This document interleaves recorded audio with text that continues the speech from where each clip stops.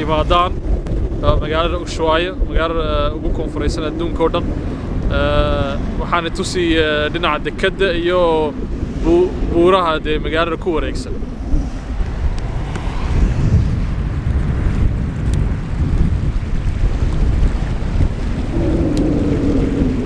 dekadii waa taas arkaysaa doomaha waaweyn kuwa lagu dalxiisayo kuwa meelo kale lagu siyaado ayaa xaggaas taagan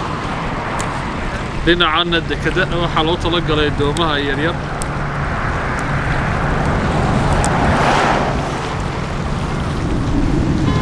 sida arkaysi magaaladana waxaa dul wareegan waa buuro waa magaalo aad u qurux badan laakiin aad u qaboob hadda jawiga waxa weeye jaan 3 amba 5 degrees Celsius waddaho ka buurahan oo arkaysi laintaasi xaggaas intaa buuraha joogaan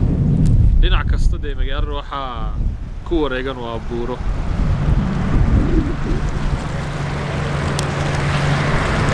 dhinacaasna xitaa badda gadaasheed buuro yaa ku wareegan dhinac kasta buuraha ku wareegan maasha Allah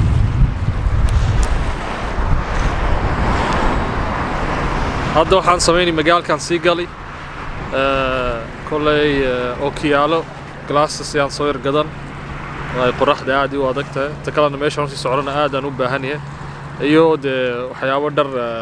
dhaxanta naga sii celiya marka insha Allah xagan igala socdo